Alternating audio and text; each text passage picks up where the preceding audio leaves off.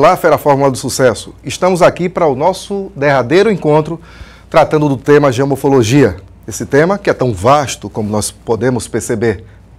Neste encontro nós vamos falar um pouco sobre as formas do relevo e sobre as características gerais da geologia e do relevo brasileiro. A começar pelas fórmulas de relevo, vamos lembrar quais são essas fórmulas ou formas de relevo. Em relação às estruturas, nós temos os escudos cristalinos, bacias sedimentares e dobramentos modernos. As formas que se projetam sobre as estruturas podem ser do tipo planaltos, planícies e depressões. E ainda temos as montanhas, relacionando aí os dobramentos terciários ou dobramentos modernos. Falando sobre essas feições, eu gostaria que você acompanhasse comigo essas ilustrações. Quando falamos de planaltos, o planalto ele se caracteriza por uma forma elevada, uma formação elevada, um plano alto. Não necessariamente uma feição plana, um plano elevado. Esse plano elevado ele pode ter uma característica de irregularidade. É o caso das serras. O Brasil, por exemplo, é permeado pelas serras, principalmente na região sudeste, que é a região mais serrana do país.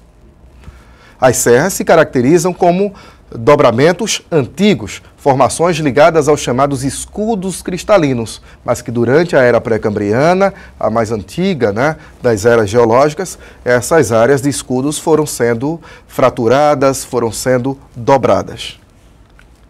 Existem planaltos também com feições planas e relacionados a outro tipo de estrutura, as estruturas sedimentares. Neste caso, os planaltos de topo chato ou de topo plano são chamados de chapadas. Aqui no Brasil nós temos chapadas ocorrendo principalmente na região centro-oeste do país. É uma região bastante caracterizada por esse tipo de feição. Temos também no interior do Nordeste e em algumas áreas do Sudeste esse tipo de ocorrência. Chapadas são, portanto, planaltos típicos de áreas sedimentares. Vale salientar que um planalto ele se caracteriza por uma feição de relevo onde os processos erosivos predominam sobre os processos de acumulação, até porque é uma superfície elevada. E aí, obviamente, que o desgaste ele vai ser natural, a perda de material vai ser natural. Volte comigo à tela. Planícies se caracterizam como relevos planos e de pouca altitude, podendo ser algumas, como no caso da fotografia, planícies sujeitas à inundação. É o caso, por exemplo, do Pantanal. Existem planícies, no entanto, que se formam com outros aspectos. Temos aí duas fotografias ainda da região pantaneira, no interior do Brasil, não é? Inclusive, na fotografia, na parte inferior da sua tela, nós temos aí uma área de planície não inundada, Normalmente, para essas áreas, o gado ele é conduzido durante o período das cheias. E aqui, uma ilustração de planícies costeiras ou litorâneas. Essas planícies costumam ser formadas tanto pela sedimentação marinha e muitas vezes também com a contribuição dos rios, São chamadas de planícies costeiras do tipo fluvio-marinha. Numa comparação entre planalto e planície, nós temos aí uma caracterização. O planalto, plano elevado, planície, um plano de pouca altitude. No planalto, nós vamos encontrar feições escarpadas. A escarpa, como já vimos no outro encontro, é a encosta do planalto e por onde os processos erosivos acabam acontecendo e fazendo com que o material do planalto desmorone ou precipite até pontos mais baixos do relevo. A planície, portanto, se caracteriza como a área de acumulação de sedimentos. Um outro tipo de feição de relevo são as depressões.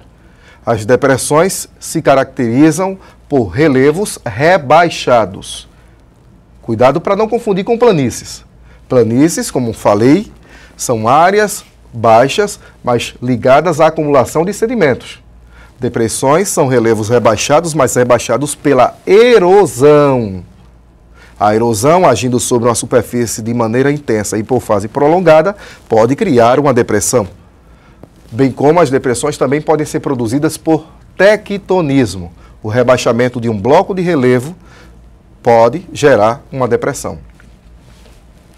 Muitas depressões são relativas. Depressões relativas são aquelas que apresentam altitudes médias inferiores ao relevo adjacente, como se pode observar nessas fotografias.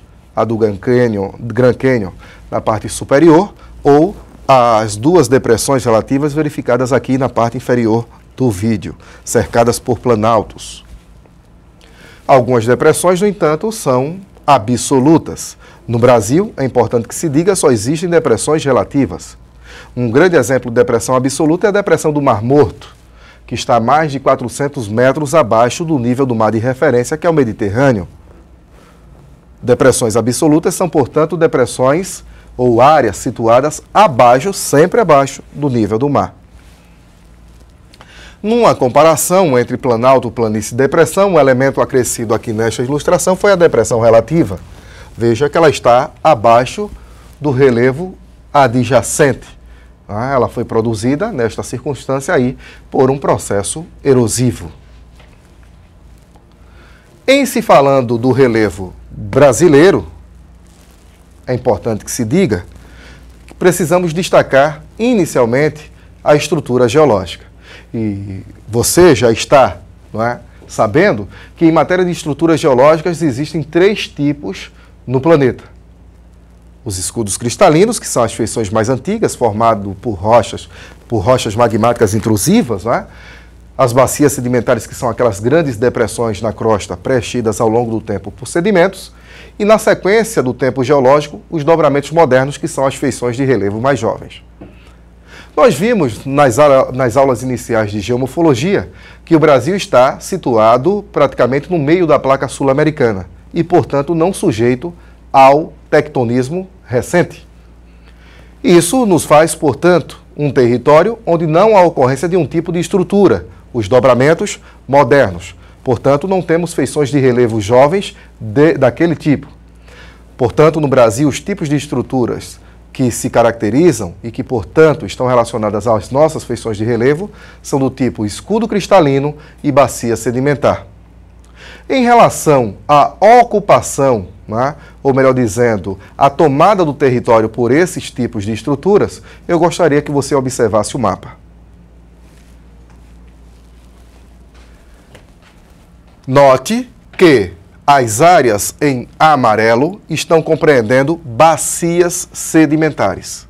As bacias sedimentares, portanto, ocupam a maior parte do território brasileiro, cerca de 64% do território.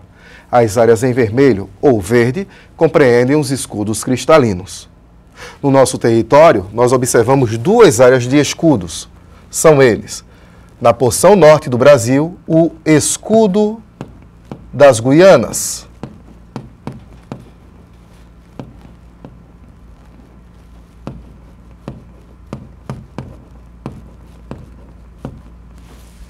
Ok? Então, este escudo, ele pega a parte norte do Brasil na fronteira com as Guianas, com a Venezuela. Uma outra feição de escudo compreende esta área aqui, alternando o vermelho e o verde. É o escudo brasileiro. O escudo brasileiro, ele é um pouco mais complexo. Como assim? Enquanto que o escudo das Guianas se caracteriza como um cráton, que em aula anterior nós vimos é uma área cristalina que não sofreu alterações estruturais, o escudo brasileiro é um misto entre crátons, destacados em vermelho, e faixas móveis ou dobramentos antigos, que foram áreas durante o pré-cambriano fraturadas e também dobradas. Já em matéria de bacias sedimentares, nós temos pelo menos 3 grandes unidades. Uma delas é a Bacia Amazônica,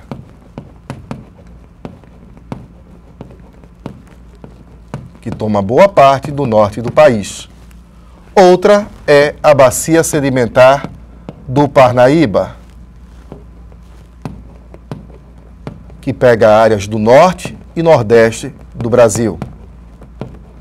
E uma outra pega do centro-oeste ao sul do país, passando pelo sudeste, a Bacia do Paraná ou Bacia Paranaica.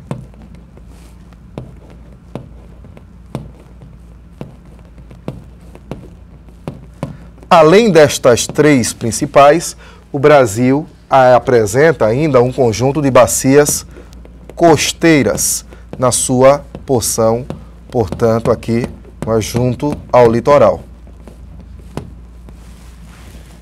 Ok? Então, neste sentido, nós temos uma visualização geral da geologia ou das estruturas geológicas do Brasil, obviamente sem a presença de dobramentos modernos, por aquilo que já colocamos, feições de relevo que ocorrem no país não estão ligadas ao tectonismo recente. Temos o escudo a Cordilheira dos Andes vizinha ao território, mas ela não pega partes do território brasileiro. Isto não significa também que não tenhamos nenhuma feição de geologia recente. Por exemplo, nós temos alguns relevos na região pantaneira, na região costeira, na própria Amazônia, que têm idade recente, áreas de bacias sedimentares. Mas não temos aqui uma situação geológica que favoreça ou que tenha favorecido a ocorrência de dobramentos modernos. Ok? Vamos falar agora um pouquinho sobre o relevo em si do Brasil, já que entendemos um pouco sobre as estruturas. Volte comigo aí às ilustrações. Em se falando de relevo brasileiro, é importante para os seus estudos que você tenha um conhecimento sobre as classificações. Uma delas, relativamente antiga, lá dos anos 40, é a classificação de Haroldo de Azevedo, que trouxe as bases para as classificações posteriores. Note que nessa classificação nós temos o relevo brasileiro dividido em planaltos e planícies, e duas unidades que não estão necessariamente identificadas neste mapa. Os planaltos na classificação de Haroldo de Azevedo são o das Guianas, que coincide com o escudo das Guianas, e uma outra grande unidade, que envolve o Planalto Central, o Planalto Atlântico e o Planalto Meridional, e que foi chamada por Haroldo de Azevedo de Planalto Brasileiro. Esse Planalto Brasileiro, esse grande Planalto, foi subdividido nessas três porções em função de características relacionadas à sua geologia e à própria morfologia, dessas áreas. O Planalto Central, caracterizado, como você percebe, pela presença das chapadas sedimentares. O Planalto Atlântico, pelas serras cristalinas. E o Planalto Meridional, pelos derrames vulcânicos que ocorreram no Brasil num passado bastante remoto. Por isso que ele é chamado de Planalto Arenítico Basáltico. Esta é a região com o principal testemunho de vulcanismo no Brasil, embora tenhamos outros testemunhos pelo território brasileiro e até mesmo fora do continente, como acontece com os arquipélagos, no caso de Fernando de Noronha e outras ilhas. Em relação às planícies, destacam-se aí a planície amazônica e a planície costeira, como você percebe no mapa. E duas áreas que seriam identificadas depois, aí como Pantanal e Pampa. Na classificação seguinte, nós observamos o mapa de um outro geógrafo, o Aziz Absaber. Aziz Absaber, ele fez modificações em relação ao mapa da classificação de Haroldo de Azevedo. Essas modificações estão especialmente nas regiões Nordeste e Sudeste do país. Note que aparecem aí, entre o Norte e o Nordeste, o Planalto do Maranhão, Piauí, desmembrado do Planalto Central, e o Planalto Nordestino, desmembrado do Planalto Atlântico. A porção mais ao sul do Planalto Atlântico é chamada, neste mapa, nesta classificação, de serras e planaltos do Leste e Sudeste. Destaque-se aí, por exemplo, a Serra do Mar, a Serra da Mantiqueira, nessa região. Note também o Pantanal, identificado como planície, e o Planalto Uruguaio-Rio-Grandense, que era chamado de Pampa na classificação anterior. E, por último, um mapa um pouco mais rico e mais complexo também, elaborado lá em fins dos anos 70 por Jurandir Ross. Jurandir Ross fez aí uma classificação, uma reclassificação uma reclassificação do relevo brasileiro com base na utilização também de imagens de radar, que possibilitaram um mapeamento sistemático mais consistente, considerando que, principalmente na região amazônica, as fotografias aéreas, por exemplo, utilizadas para a verificação do relevo limitavam-se um pouco por conta das condições meteorológicas que se verificam naquela região. A Amazônia é uma região onde tem muitas nuvens, né, diariamente. Isso dificulta, sem dúvida, um mapeamento a partir da obtenção de imagens aéreas. Talvez, olhando esse mapa aqui na aula ou no livro, você fique até um pouco meio apreensivo. Né? Ora, quantas unidades de relevo? O importante, na realidade, em princípio aqui, para você, é destacar primeiro que nesta classificação aparecem aí também as depressões. De maneira geral, nós temos isso, planaltos, depressões e planícies sendo destacados. São 11 planaltos, 11 depressões relativas e 6 planícies. É importante dizer, para que você não fique apreensivo, que não é necessário se decorar cada uma dessas unidades de relevo, mas ter uma ideia, pelo menos, da distribuição desses relevos, identificando, claro, para isso algumas unidades. Note que as planícies ocupam menores áreas nesta classificação do relevo ou do território brasileiro. O caso da planície amazônica, o caso das planícies costeiras, o caso da planície do Pantanal. Então, essas áreas aqui, portanto, merecem um destaque. Em relação aos planaltos destacados nessa cor marrom mais escura, é o caso do planalto arenítico basáltico da Bacia do Paraná, as serras do leste e sudeste, o planalto da Bacia do Parnaíba, o planalto da Borborema. Então, são algumas unidades que você precisa estar atento. O caso da Chapada dos Parecis, que é a maior chapada do território brasileiro. Não é? Então, a visualização geral da distribuição dessas unidades e a verificação daquelas que se destacam, já, com certeza, lhe fomentam, lhe ajudam, lhe suprem em relação à necessidade de verificação da distribuição geral das feições de relevo no Brasil. Em relação aos planaltos, destaque-se também o das Guianas aqui no extremo norte do país, como havíamos visto. Em relação às depressões, pelo menos 3 áreas a destacar: a Grande Depressão da Amazônia Ocidental, a Depressão São Franciscano, Depressão Sertaneja, e a Depressão da Borda Leste da Bacia do Paraná, aqui mais ao sul do território. De maneira geral, portanto, é esse recado que a gente tem para este encontro. Fechamos aqui as nossas aulas de geomorfologia e eu lhe aguardo para trabalharmos outro tema no nosso próximo encontro. Esteja atento, acompanhe as nossas aulas no Fórmula do Sucesso e garanta a sua boa preparação para o Enem. Um grande abraço, bons estudos e até a próxima.